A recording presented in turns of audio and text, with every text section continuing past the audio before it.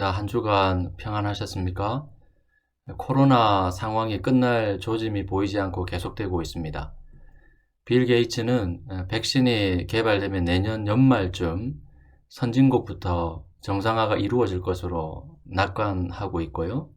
글로벌 정치경제연구소 소장인 홍기빈 씨는 모든 조건이 잘 진행된다고 하더라도 인구의 70% 이상의 항체 형성률과 독감 백신과 달리 백신의 효과가 석 달 정도밖에 되지 않는 지속기간과 무엇보다 전 국민 모두가 백신을 맞지 않으려는 백신 저항률 때문에 코로나 종식을 2025년으로 예측합니다. WHO 역시도 백신이 개발되더라도 코로나는 HIV, 에이즈처럼 사라지지 않을 것이라고 말하고요.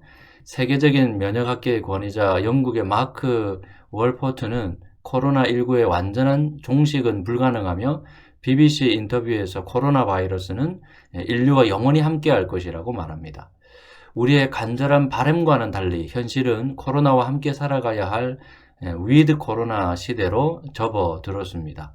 과거에 소중했던 그 시절로 다시 돌아가기엔 이미 우리 앞에 거부할 수 없는 새로운 세상이 열려 있습니다. 그동안 인류는 자본주의 체제 안에서 고도의 성장이라는 미명 아래 치열한 경쟁 속에서 앞만 보고 달려왔죠. 그런데 그 결과가 과연 무엇입니까? 코로나는 새로운 유토피아를 기대했던 인류에게 세계 1차, 2차 세계대전의 그런 충격에 버금가는 사건임에 틀림없습니다. 미래학자이면서 기업가인 제이미 매칠은 올 3월 싱큘레리티 대학에서 우리는 일상으로 돌아가지 못할 것이라며 지금의 상황은 1941년 제2차 세계대전의 그 순간이라고 말합니다.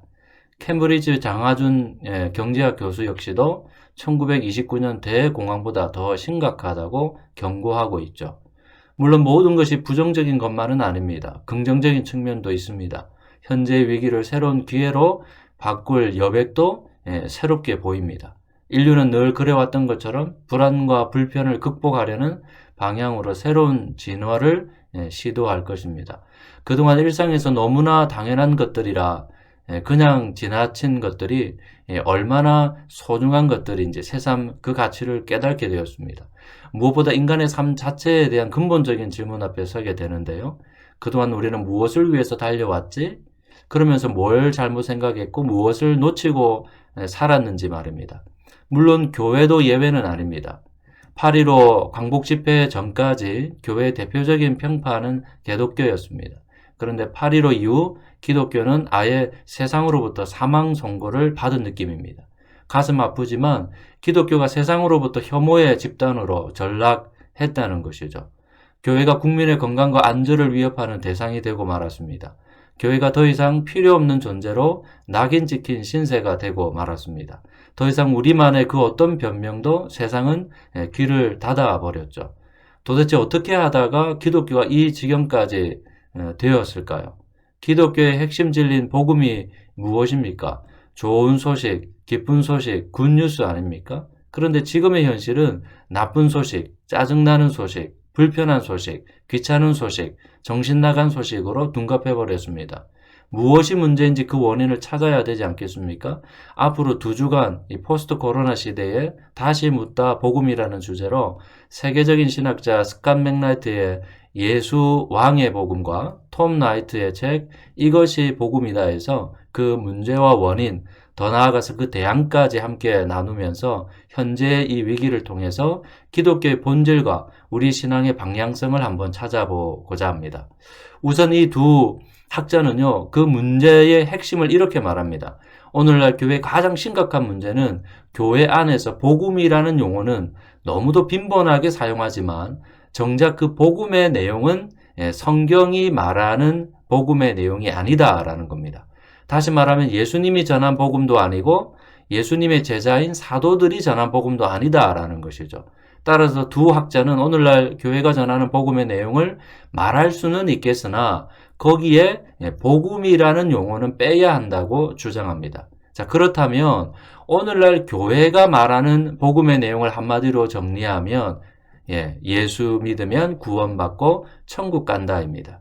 완전히 틀린 내용은 아닙니다. 자, 그렇다면 무엇이 문제입니까? 자, 한자 성어에 보면 이편개전이라는 말이 있습니다. 일부를 전체로 확대하는 오류를 말하는데요. 옛날 인도의 한 왕이 진리가 무엇인지에 대해서 생각하다가 코끼리 한 마리와 맹인들을 불러서요, 코끼리를 만져보게 하고 그 생김새를 물었다고 합니다. 자, 그런데 맹인들이 코끼리의 각 부분을 만진 부위에 따라서 대답이 천차만별이었죠. 놀라운 것은 자기 의견이 무조건 맞다고 서로 우기기까지 합니다. 이것을 지켜보는 왕이 이렇게 말하죠. 참으로 놀랍다. 코끼리는 하나인데 너희들이 알고 있는 것은 극히 일부임에도 불구하고 어떻게 그렇게 아무런 부끄러움도 없이 스스로 옳다고만 하는 것인지, 아마도 진리를 아는 것도 이와 같지 않을까. 예수 믿으면 구원받고 천국 간다. 이 표현은 진짜 복음의 한 부분일 뿐입니다. 우물한 개구리식의 복음인 것이죠. 또 하나의 예를 한번 들어보죠. 제가 미국에 있을 때 큰맘 먹고 디즈니랜드에 갔습니다. 아침 7시부터 밤 11시까지 정신없이 아들과 함께 신나게 놀았죠. 자, 그런데 나중에 안 사실이지만 정작 우리는 디즈니랜드 전체에서 반 정도만 구경한 것이죠. 나머지 반은 구경도 못하고 돌아온 셈입니다. 예수 믿으면 구원받고 천국 간다. 이것은 복음의 전체 내용에서 2분의 1, 반쪽짜리 복음일 수 있습니다.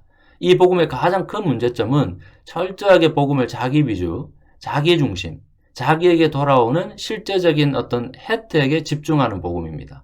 성경이 말하는 복음 전체의 온전한 복음은 우선순위와 본질적인 내용면에서 하나님 중심입니다.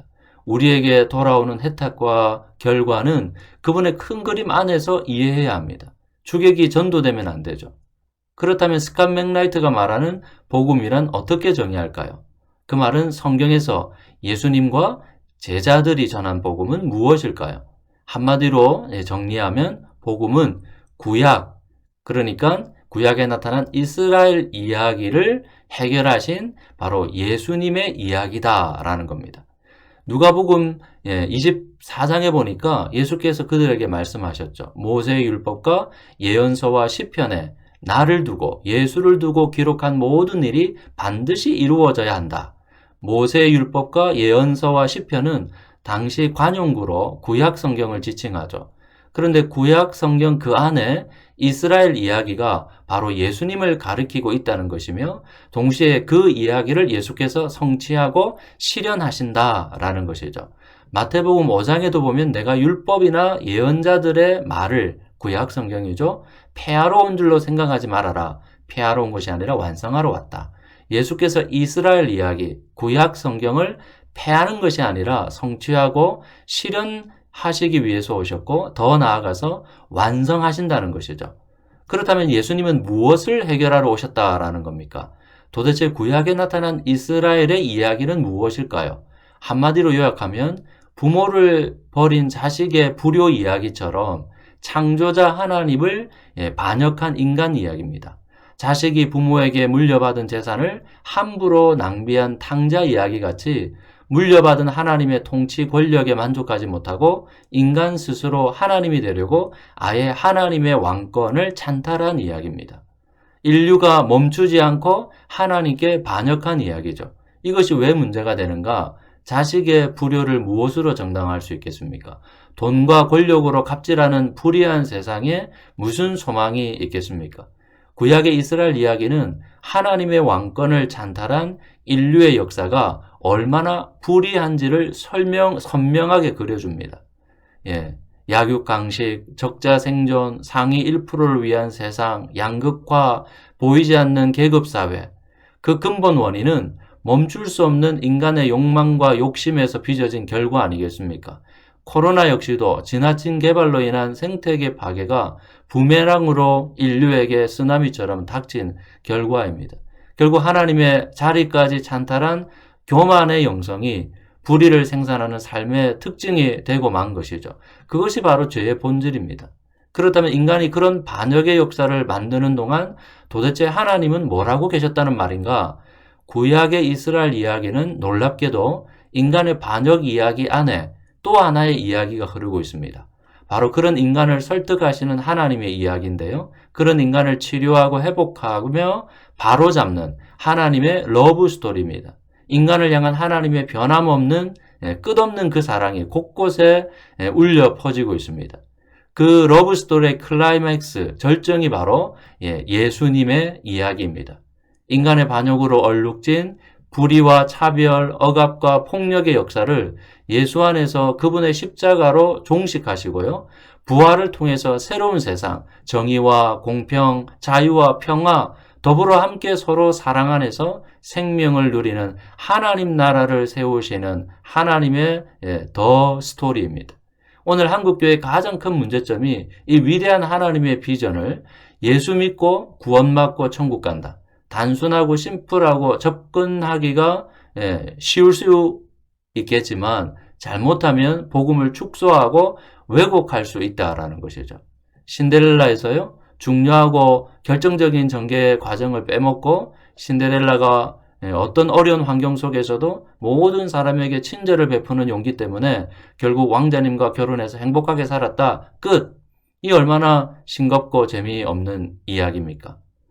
거기에서 어떤 의미와 가치를 발견할 수 있겠습니까?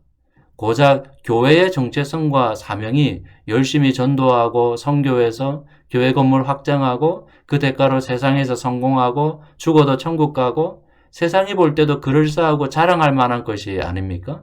이것이 한국교회가 추구하는 전부라고 한다면 그것은 하나님 나라 복음과는 상관없는 자기의를 세우는 것에 불과하지 않겠습니까? 그렇기 때문에 이단처럼 세상의 불의에 무관심하고요. 차별과 소외에 대해서 저항하지 않고요. 유독 갑질에는 침묵합니다.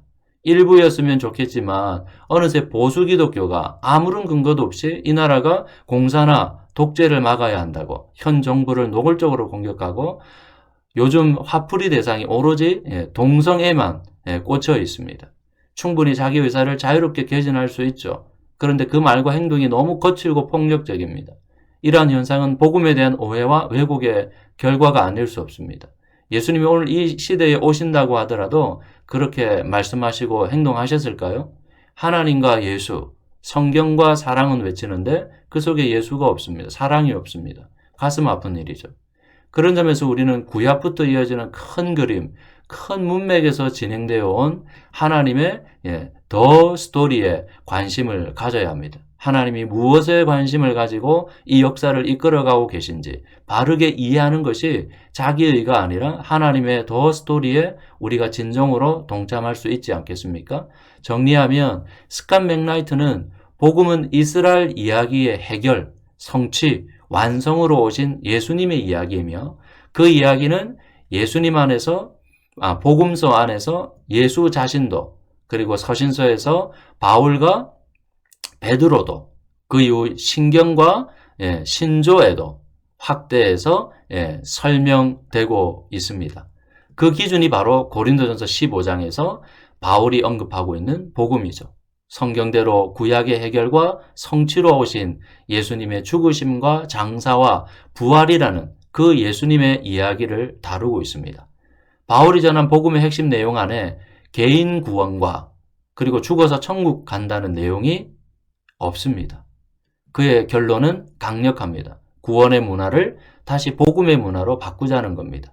그러기 위해서 이스라엘을 성취하신 예수님의 이야기의 사람이 되어야 하고 그 이야기가 잘 나타나 있는 복음서 읽기와 교회력에 따른 설교, 더 나아가서 서신서가 어떻게 다음 세대와 다른 문화에, 이방 문화에 예수의 이야기를 전했는지 체계적으로 이해하고 정리할 필요성에 대해서 강조하고 있습니다. 마지막으로 나는 복음을 어떻게 이해하고 있습니까? 그 복음으로 일상을 산다는 것은 무엇인지 분명한 자기만의 확신과 방향성이 있습니까? 한 주간 이 내용을 가지고 깊이 상고해보는 계기가 되기를 바랍니다. 수고하셨습니다.